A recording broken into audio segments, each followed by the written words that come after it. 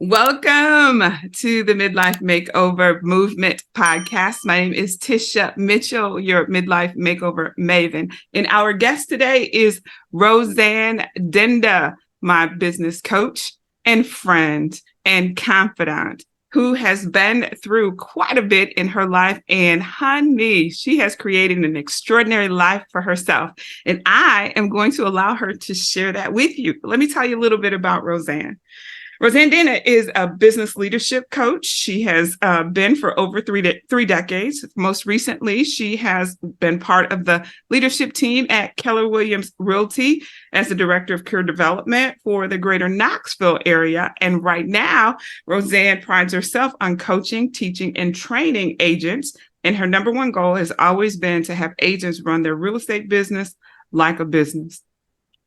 That's the business side. Let's talk about the personal side. Roseanne really is a transformational life coach, not so much formally as she is a transformational life coach by example. Her life has been a testament of what you can achieve when you put your mind to it. And I have never, I don't think, met anyone with a stronger sense of conviction and self. And I know that that has been developed over time through the things that you have experienced. So that is Miss Roseanne. We're going to let her talk a little bit about herself and our relationship. And we're going to talk through the things that have had Roseanne get to the life of her dreams at this moment, the living embodiment of it. Take it away, Roseanne. Tell us a little bit about yourself. Thank you, Tisha. Thanks for having me on today. I really appreciate this. And as Tisha said, I am very much a business person. I've been in the business environment. I was with corporate America for 30 years before joining Keller Williams. So I've been working in the business environment for over 40 years. I love it. And I've been working on myself for the past several years to get to my heart again instead of just be in my head. So I'm going to speak as much as I humanly can from my heart today and not as much from my head, because you can look me up on LinkedIn and you can read my whole bio on there and it's quite lengthy and blah, blah, blah. But my story, I'll start way back when I was a child. I am the middle child of an alcoholic parent. Wow. So I had an older sister and a younger sister, and then my mom and dad, and we were middle income, suburbia.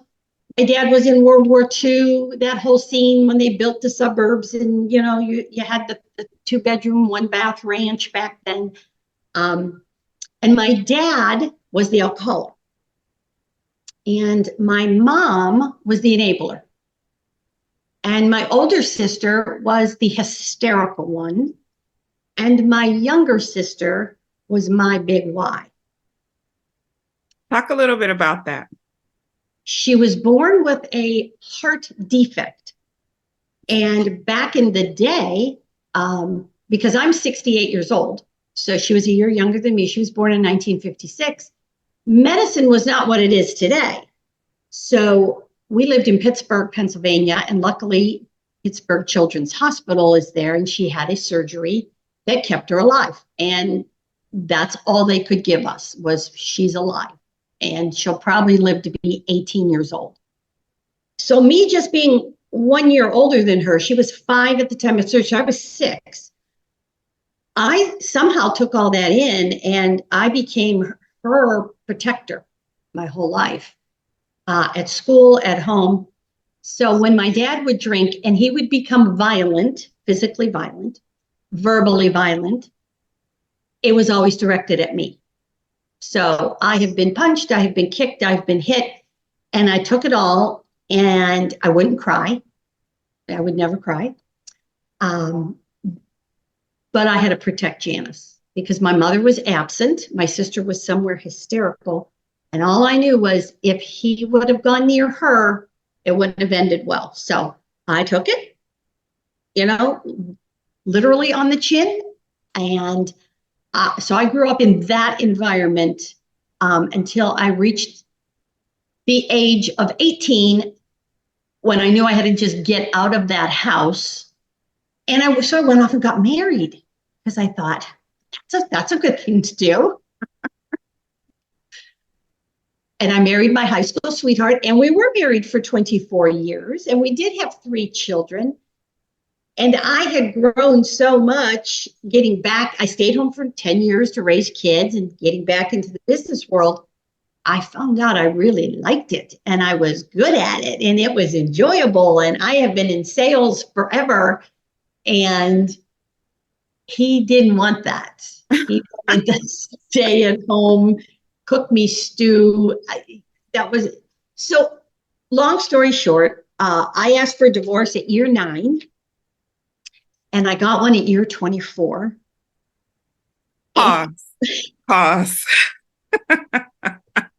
What was happening between year 9 and year 24 from when you kind of made the decision that you were going to leave until you actually did? What was happening in that time? We went to, Tisha, we went to marriage counseling every single week for 15 years. So, okay. He and I are friends today, and we still say, nobody can say we didn't try. We were both Catholic. You don't get divorced. It was all of it. It was the religion. It was the parents. It was the children. It was all of it. You just don't get divorced. So there was some societal pressure, some religious pressure, some environmental pressure to just work through it. My mother herself told me, this is your cross to bear. You just do it. Okay, we got to pause here. Because so many of us have been taught that marriage, you stick it in. You can be miserable. You can be losing your mental health. You can be losing your physical health. You can be having a negative impact on your career and your children. And we're just taught to just stick through it. And you tried that for 15 years. I had all of those, my mental health, my blood pressure. I went to the doctor one day and it was 200 over 180. Wow. She said, I can't let you leave my office. You're going to have a heart attack. How old were you at that time? 40. 40. 39, 40. I was young. Young. So that was the moment where he said, if your doctor says it's stress because of me, we'll do the divorce. Wow. So that's what did it, was the blood pressure that almost killed me. You know, they call it the silent killer because you don't know it's even happening. Right. So yeah, it was a lot of stress. One child had ADD. He had OCD. You try living in that house and keep any kind of, it's funny because my daughter grew up to be a mental health therapist. And I think it's because she lived in that environment. It was crazy. It was crazy. And so you survived. You survived. I survived. We did get divorced after 24 years. I was only 42 when we got divorced.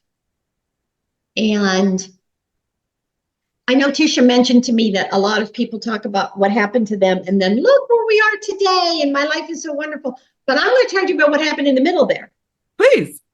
Thank you. So I decided, because I have very little fear, I don't really understand fear.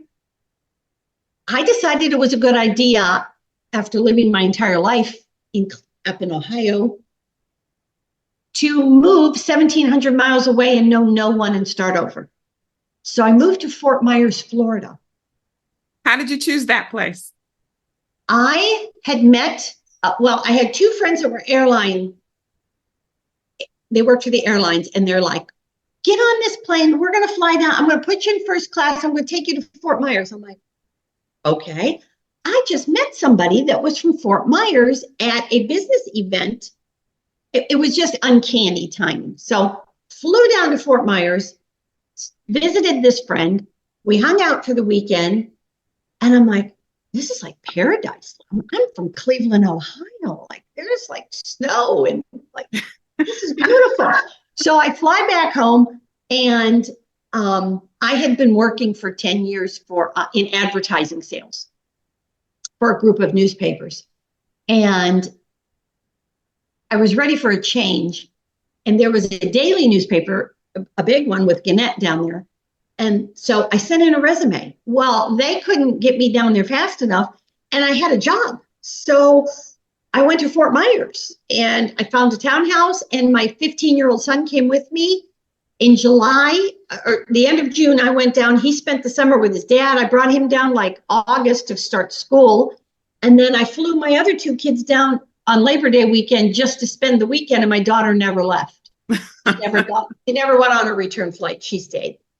So I lived there for 15 years. So I started working at Gannett, and I just was in sales. And ladies, I'm not telling you that this is the way to handle stress, but this is what I do.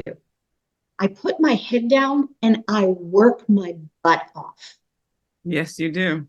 I knew at that time I did get a half a child support. And I want to say it was $300 spousal support for a given period of time. It wasn't long. So I knew it was all on me. So I got this job. I was a sales rep. I went out and I just worked and worked and worked and made sure I always hit my numbers and made sure I always made my commission. And within, I don't know, 2 years, I was in management with Gannett. And then I was managing the largest departments that they had. And then I was managing 4 of them. And I just grew and grew and grew and grew because I had to. I had to do all of it. I couldn't depend on him for anything. He was very, very bitter about the divorce. So that's how I deal with things. I put my head down and I go straight in like a bull. Like I just have to make it work. So that's how that happened. And then 5 years later, I met my second husband and we got married, and I continued to climb the corporate ladder. And then he decides one day he was taking a buyout from his job and wanted to move to Knoxville, Tennessee. And I'm like, I don't even know where that is. Like, why are we? So after about 11 years of marriage, we moved to Knoxville, Tennessee. I quit. I just walked away from a 6-figure job with Gannett. Like, I don't know how you live, but we're going to do this. He was retiring. So I was like, well, you can't just live on that. Like, how do you live? How do you pay your bills? How do you have fun? I don't even understand this.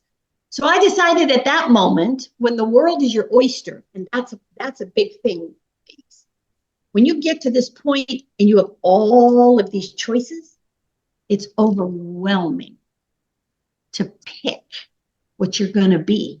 It's like being that kid out of high school or college going, I can do anything I want to do. I don't know what I want to do.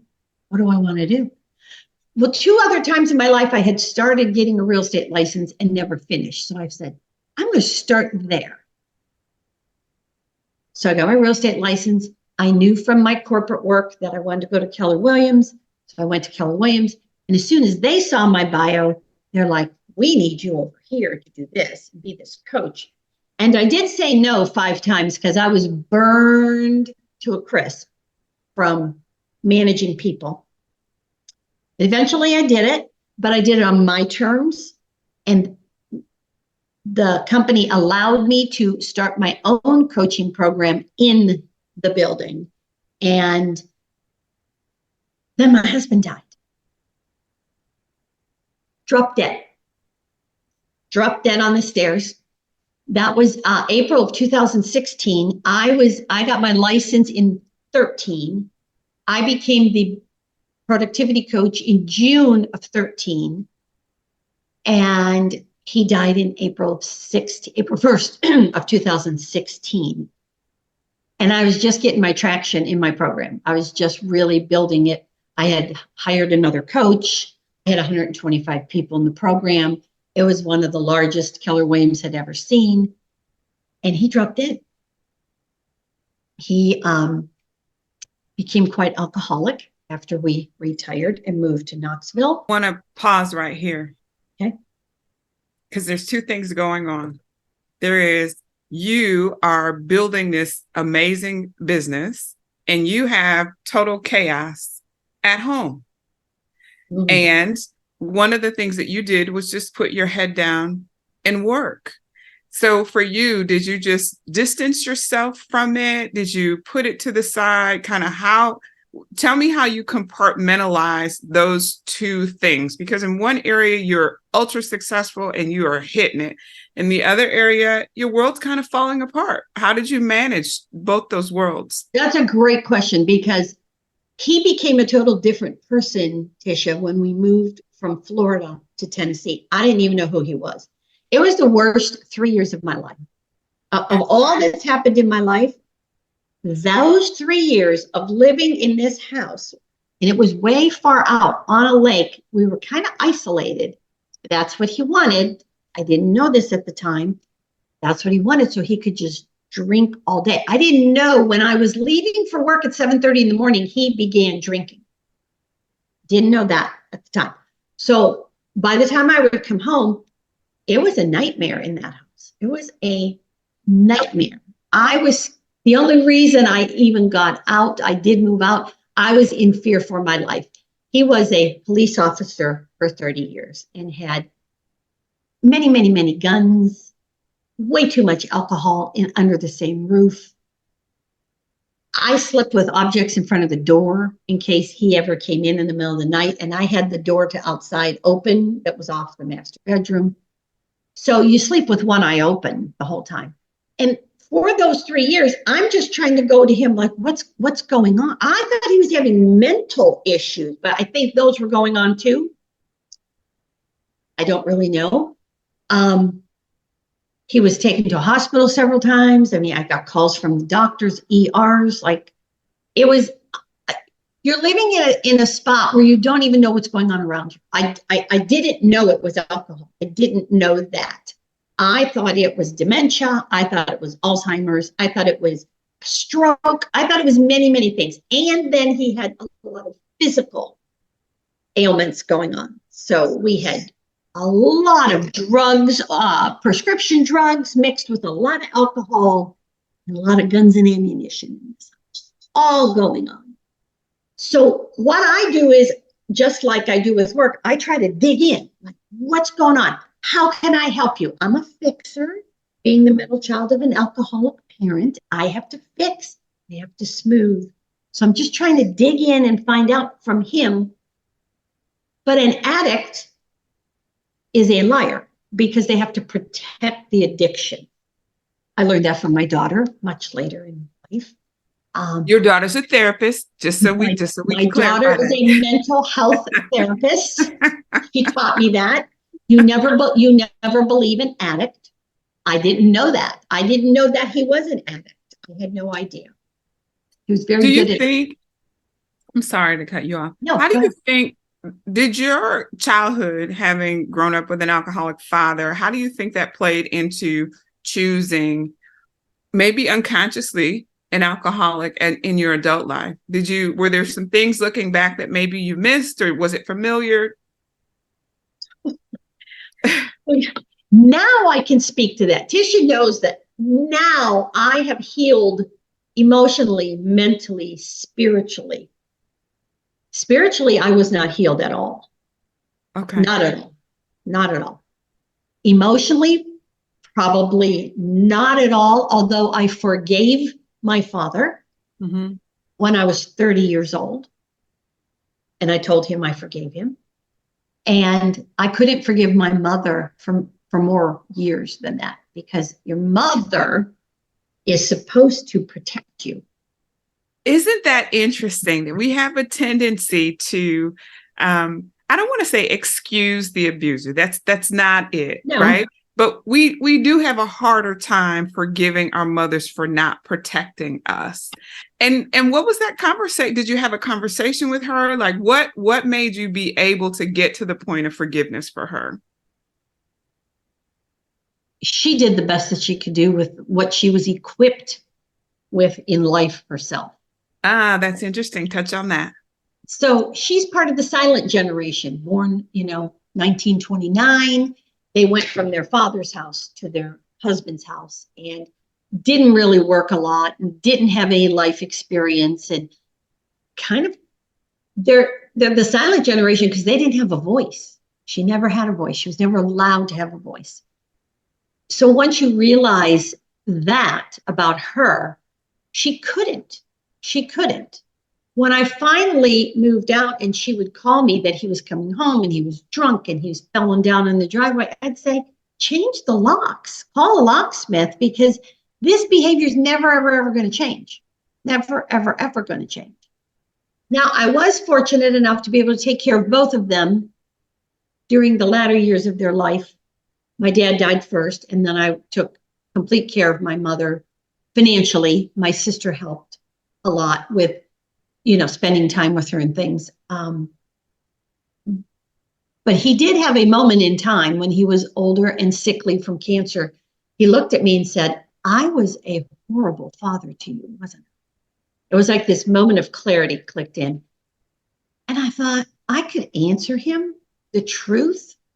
Well, what's that going to do to this 80-some-year-old man at death's door? So I told him, I said, you are the best dad a girl could ever have. What are you talking about? I gave him a big hug and a kiss on his cheek, and he knew. I knew that he knew, and he knew that I knew that he knew. So it was all good at that moment. But did that lead me to, now, my first husband really didn't drink. He drank socially. Let's call it that, socially. I drank in high school and never drank but from the time I turned 21. Very rarely. Just wasn't a thing for me. It wasn't like a reason. It just wasn't a thing for me. So when I married the second husband, he drank wine. And I thought, well, that's not really alcohol. It's not like a shot in a beer or something like that. I was so naive to what, and he doesn't get mean. I thought all alcoholics got mean. I didn't know that. I didn't know you could function. I didn't know what a functioning, looking back, Tisha, I think he functioned through being a police officer for so many years by being a functioning alcoholic all the time. He just didn't have as much time on his hands to do it. Wow. That's a lot of growth. That is a lot of growth. And one of the things that I think that you have really helped me with is understanding capacity and, forgiving your mother, saying it hurt me more that she couldn't protect me. But looking back, I realized protecting you meant disrupting a system that she was dependent on. Yeah. And I don't think that we ever kind of had that conscious conversation because we're seeing it from our own perspective. But it really has helped enlighten me. Were there adults in my life that I felt didn't protect me? I realized that there's really some blockage maybe or some trauma going on with them that made that a little more difficult to do. And so that's how forgiveness becomes a little bit easier when you're able to process it. Forgiveness does not, and sometimes those relationships are damaged because of it. But you being able to go back and say, I can see it from more than one side, and I'm willing to move into forgiveness through this is very powerful. I read something one day that said, forgive your parents. It's their first time on this earth too. It's all they have is what they have. It's all they have. So the contrast of that with your mother, how did it impact you being a mother? All I knew is I wanted to be the total opposite of what I came from. I didn't want to be this overpowering, like, don't let my kids do anything, but I was a much more nurturing human being than my mother was. However, because of what I had been through, I instilled in I have 3 children. My daughter's my oldest, and then 2 boys. I instilled in all of them independence. Because really and truly, ladies, I want you to hear this, if you hear nothing else, is you're all you have really in this world to depend on, and you're more than enough. Mm. Mm. More Okay. than enough. Just receive that message, please. Okay. Let's talk about in the middle. So we're going to loop back around to when Mr. Denda passed away. Was that before the pandemic or Yeah, during? 2016, April of 2016. Okay. I took 5 days off of work. I found out he was dead at work, so my work was very involved, and they drove me home. And I took 5 days off. I put my head down, did all the business side of it. You have to go through all this paperwork and court and attorneys and investments and all of that. It was 10, 12-hour days sitting at a desk at my house doing this.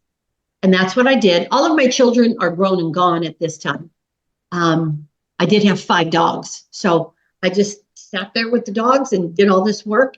And I went back to work. And my owner of my office said, "You need more time off." I said, "No, I can't do that. I'll go down a hole. I don't know how to do that. I have got to get back here." And I put my head down and I built the #1 coaching company in all of Keller Williams. I was named that in 2017. While grieving. It's what got me through. It was that year, 2017, I built the #1 program by every single metric that they measure. And I was at the awards banquet, like the next spring, where we have the big, at a regional meeting, I was awarded the #1 in all of Keller Williams. It's like, because that's what I do. It's what I do. So how has that? So Lemonade, definitely. Moving forward, right? And I don't want to go to the moving forward yet. So we talked about you leaning in, right? And so that leads me to the word resilience, right? So in the process of going through it the way that you did, what were the key lessons, the key takeaways about you and the way that you handle adversity? I'm going to answer that, but first I'm going to tell you this, and I don't even know if I told you this ever, Tisha. At that moment, I'm named the #1 coach, and my program is like going wild. My younger sister, my big Y, dies. So your husband dies. You're in the middle of building this entrepreneurial endeavor, right? Because this is all you. There's no salary. You're just building it. No. And your sister, whom you love and have cared for your whole life, also passes away. Mm-hmm. And what's the time frame from 2016 till? It was maybe a year and a half. It was very close together. Okay. And that's when I lost my why. That's the only time in my life I felt, why am I going to work today? What am I doing? Is the only time. So I called one of the coaches that I became quite close with. Chad is his first name, from Atlanta. He was at our region. And I called him and I said, because he knew all of this was going on. They were sending me flowers. They were like, I said, "Chad, I got nothing. I have absolutely nothing now." Okay. My sister, that was the one. Losing a husband, losing a mother, losing a father. But when I lost my baby sister, I said, I'm just numb. I got nothing. I got nothing. I said, I need a new big why. He said, "Oh no, we're not going there. What's the next thing you want to buy for someone?" Because he knows me and he knows my love language is gift giving. And I said, "My grandson is about to be 15 and I want to buy him his first car before he's 16. He goes, "Then that's all we're focusing on. This year, you're buying your grandson a car." And we're done with this conversation. I said, "Good enough." So I had to go to little wise before I could get back to a big. I was hit down too many times, too close together. So the way that you did not get buried in the grief, in the adversity, was to be focused on helping someone else. Somebody else. Wow. That's amazing. Okay. So for you, real resilience is about taking the focus off yourself and seeing whose life you can positively impact. I remember standing in the hallway at Keller Williams with the owner, and she's a few years older than me. And we were having a discussion around all of this. And I said, Sharon, we would all be laying down this hallway in a fetal position, sucking our thumbs, if we all went back into the dark of our lives and stayed there. We can't. There's a reason your rear view mirror is this big and your windshield is this big. We got to look forward. My thing about growing that coaching program was not for me. It never was for me. It was for her. I wanted to put her on the map. I respect her and love her.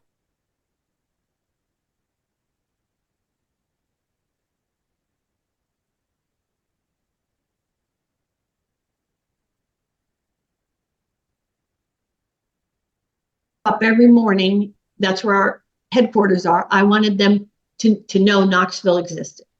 Pause. Okay. You got stuck for a second. Okay. I thought something happened there. Yeah. So it was, I want you to go back to, we're going to pause for 3 seconds, and you're going to tell the story about you built the business because you wanted her to be on the map. Okay. Okay. So 1, 2, go. So Tisha, when the building the number one coaching program was never about me being on the map. It was about putting the owner, Sharon, on the map. Our headquarters, our national headquarters is in Austin, Texas. And I wanted Austin, Texas to wake up every morning and hear something about Knoxville, Tennessee. So that's why I did that. I built that for her. She loved the spotlight. I never wanted the spotlight. I was always in the spotlight at all of those family reunions, mega camps, being on panels and all that. And every single time I'd say her name from the stage and she'd be in the front row. And she'd stand up so proud because she poured her heart and soul into building that out of nothing. Then I wanted my other coaches to be in the spotlight. Don't bring me in the spotlight anymore, bring them in the spotlight. So I find much more joy about building others up the way they want to be built up. Has that always kind of been your thought process, or has that grown over time? That's grown over time. When I started in sales, and especially in corporate America, it was dog eat dog. I would fight you like a dog with a bone to get that sale so you didn't get it. It wasn't until I went to Keller Williams that I learned we can both win. Culture. And when I heard that, I said, what? Excuse me? I've never heard such a thing. I come from corporate America where you're at the signing table and I'm getting your signature so the next person doesn't get your signature on a contract. So Keller Williams taught me it's win-win or no deal. That's absolutely right. That has stuck with me and changed my whole attitude moving forward. I love that. I love that. Okay, so we've got this process between 2016 to when you and I met each other. So after your husband passed, like what was you're building this business. What are you doing, if anything, to care for yourself during that time? Because since that time, you've made another transition. Yes. So let's talk about that. I did nothing to take care of myself. I did not drink. I did absolutely nothing to take care of myself while I was still in Knoxville. I sold the house. I bought my own house. That was the one thing I did. I bought my own house with cash by myself, which was huge for me. I knew nobody could take this away from me.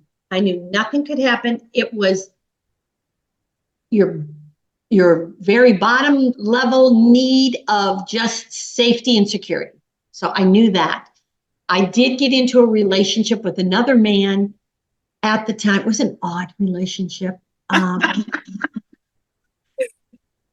it was a, No, you can stay high level with that one. it was just an odd relation. It was not a physical relationship at all. I would say it was a relationship of convenience. He was the caregiver to the dogs and took care of the house, so I could go to work every day. Okay, so it was that, and it was fine. I would call it more of a companionship type of thing. We did some things together. We would go out to dinner, whatever. That started to turn bad after a couple of years, like 3 years in. So that ended, and I decided, and it wasn't until then when he left the house that I decided I have to take care of myself. I have to finally look and decide what it is I want to do. In 2017 or 18, I bought a townhouse in Daytona Beach. And I used to come down here just sometimes with him, sometimes by myself, and just be, and just be, and just, that was the most self-care I ever had. I would just eat and I would sleep, and I would read and I would eat and I would sleep and I would pray. And it was just being, I would just sometimes never leave. I would stay for 3 or 4 days and just be. And I thought, okay, one time the two of us came down. I said, I want to drive around and see these different developments. And I visited this one, and I'm like, I want to build a house here. So I signed up. The next day I came back, met the builder, and we signed a contract right at the countertop. And it was, I think, it was pandemic. It was 2020. And he said, it's going to take 2 years to build this house because this pandemic's like I can't get anything. And I'm like, I don't care. Take 2 years.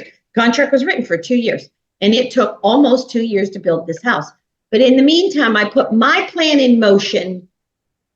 I had to rid so much out of my life up in Knoxville. And I went through every piece of paper that was in my house.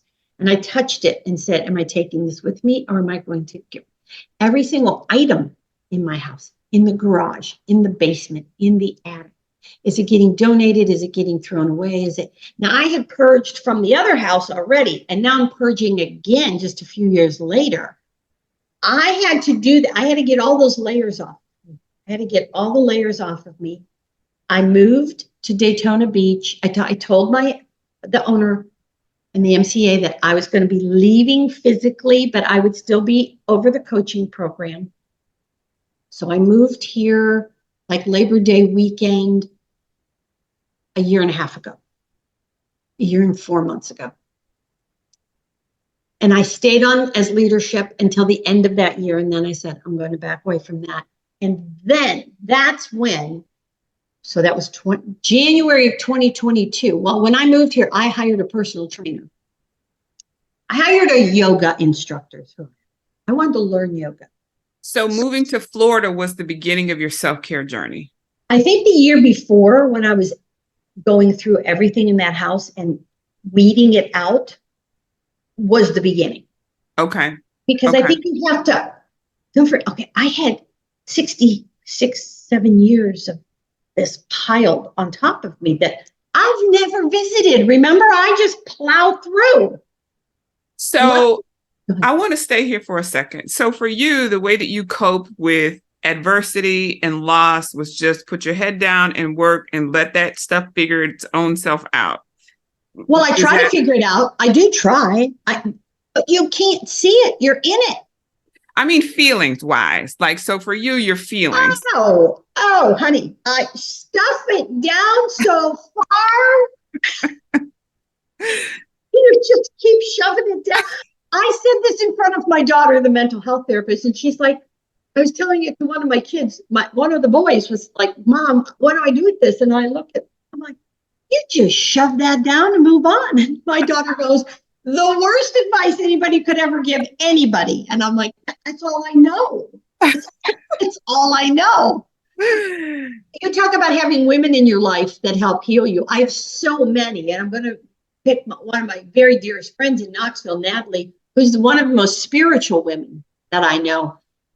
She's a Reiki master, and she had a huge influence on helping me find my heart. I never used my heart. So for you, it was just survival, just push through, survive. As long as I'm surviving, it'll be okay. So the positive of that is that you've gotten a lot accomplished. Is there a negative in your opinion? Well, I think the negative is you never feel your heart. I mean, like, yes, I have wonderful business things that I've accomplished in my life. I have built an amazing coaching company that met after you become number one and nobody, I tried to coach people, other coaches, to knock me out of first place, knock me out of the seat. It got boring. And I was like, I'm just done. What else is there? It's lonely. It was boring. Nobody else wants to do it. Okay. So then I'm like, I get here and my son and I become partners in business. Because during the pandemic, there were offices across the country calling me to put my program into their market centers via Zoom. Mm-hmm. So I called my son, who is a physical therapist, whose personality is just like mine. I said, you need to quit your job and come over here. And he's like, Mom, have you lost your mind? I said, yes, and I want you to join me. And he trusted enough in his mother to do it. So we were in 15 different market centers outside of Knoxville, and this thing grew. And as fast as it grew, it started to shrink down because people were going back in the office. So then he's like, now what do? I need to make money. I'm going to do this. We're going to build that. We're going to go here. And then he called me one day and said, I want to get into buying residential real estate as investment properties. And I went, oh, I've already done that in my life. Like, I just sold the last 3. Okay, let's do it. So the first one we bought together was his childhood home, the house that my first husband and I bought together when I was 21 years old. I own it today again. Oh, wow. With my son. So we built that program. Then I discovered Keller Williams KW Wealth, and that has changed my life again this year. So at 68 years old, I am learning more today than I ever learned at any age in my life. And I have taken massive control over finances and growing wealth, not for me, for the next generations. I have a 22-year-old grandson. I have 3 children. And I have a 15-year-old great nephew who's very interested in learning. I took all the money that I had in investment accounts that I was never going to touch. I make plenty of money. I have plenty of passive income. I don't need all those investment accounts that my 2 husbands made me do. I never saw the sense in it, but I did it because it was the thing to do. So I took all that money and I'm like, we're just going to take this and we're going to move it over here and we're going to build it way bigger than it's building over there. So that's what my son and I get to do every day.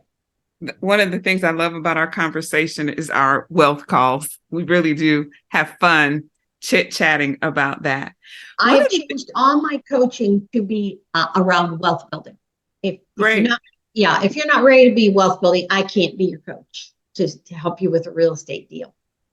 That's fantastic. Yeah. Let's talk about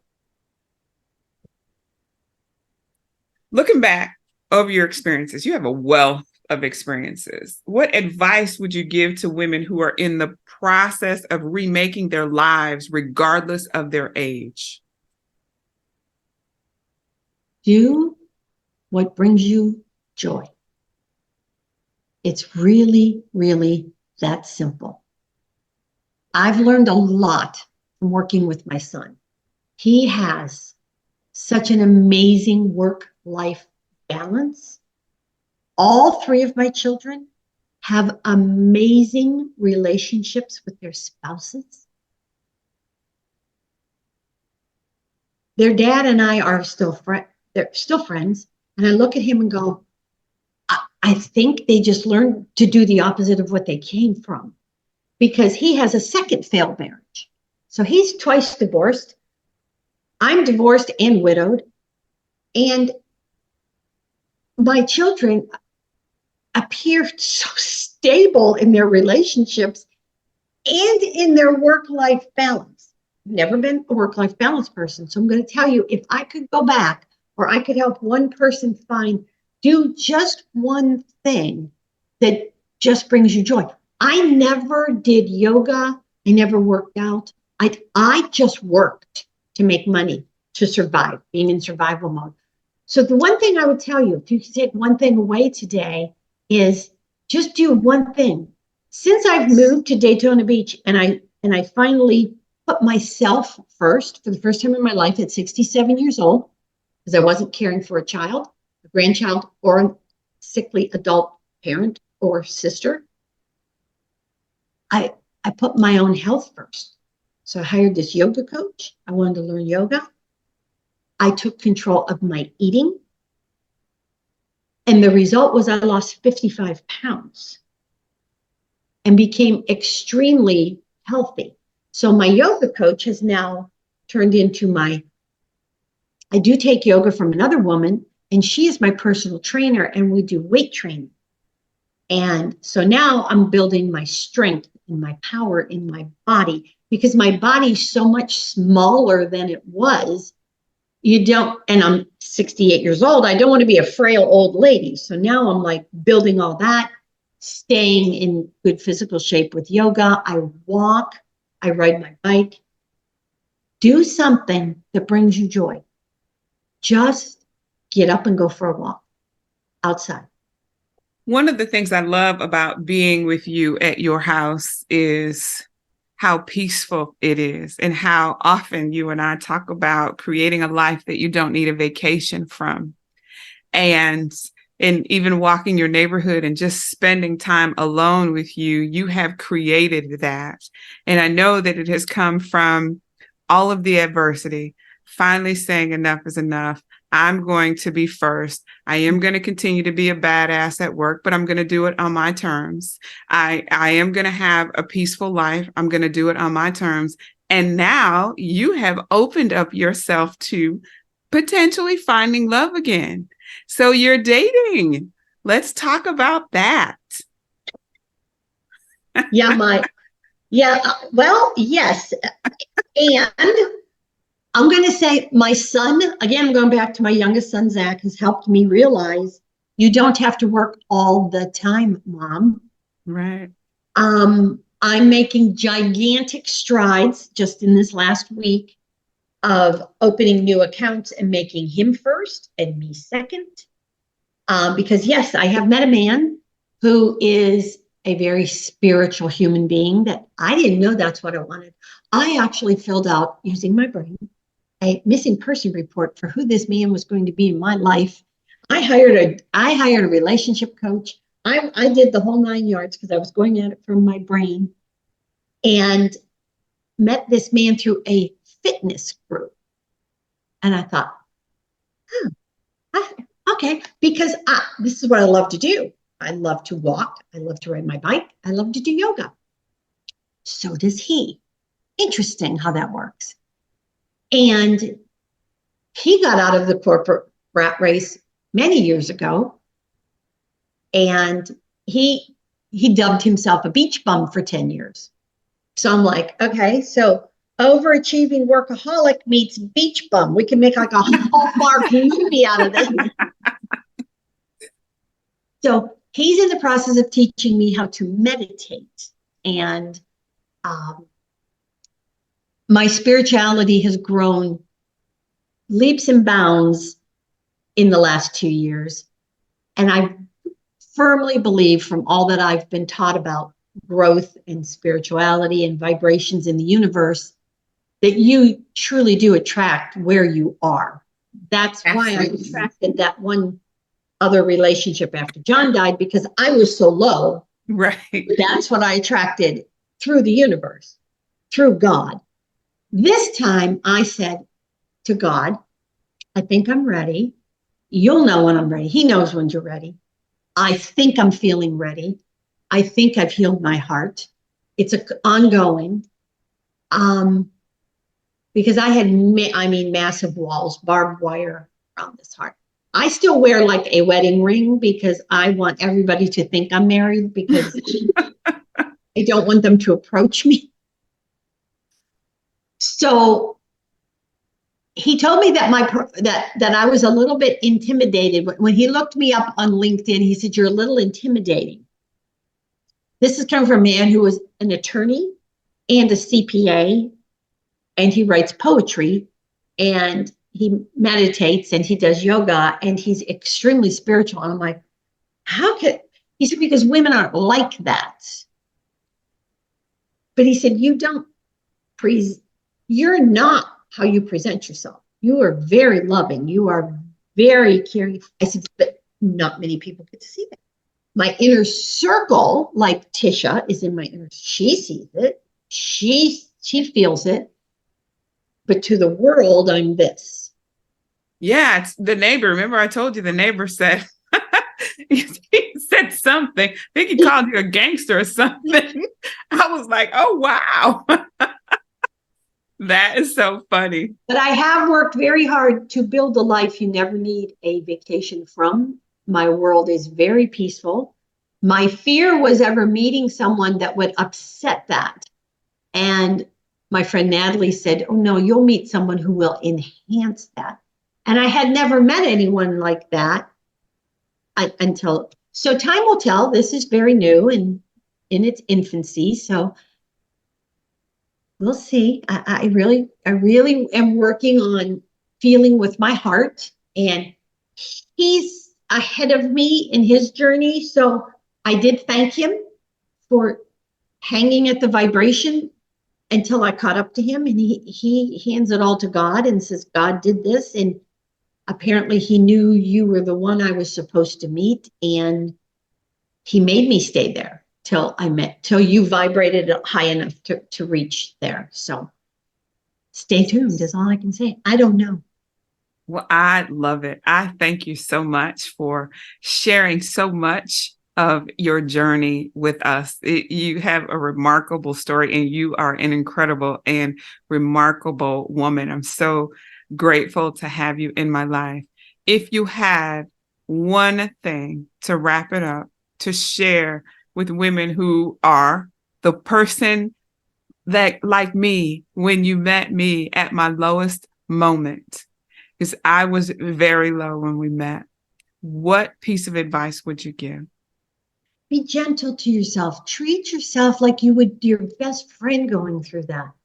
That was one thing I used to say to you is, you talk so mean to yourself. The things I you did. say to you at the time. Talk to yourself like you're your best friend. Be gentle, be kind. We're just human. We're just human. That's all we are. All we can do is the best we can do in that very given moment, that very second. And do something that brings you joy every day, and get up and go for a walk. Just go for a walk. 5 minutes, it doesn't matter. Just get out in the sun. Awesome. So, Roseanne, where can our audience find you? They're looking for a business coach, if they're looking for consulting, if they're looking for you, where can they find you? Well, I can give you my email address. You can find me on LinkedIn. I'm on Facebook. Roseanne Dinda, Dinda. Reach out to me through Messenger. LinkedIn is a good spot. You can read all the things, and then you can decide if that's something that you would even want to consider. And I want to point out, it's Roseanne without an E. Be very clear, Roseanne without an E on the end. Yes. An E in the middle, not on the end. And all one name. One name. Well, thank you, Miss Roseanne, for taking time out of your schedule to speak with us. I truly appreciate you sharing your journey, and I am going to stop the recording. Thank you so much. Thank you.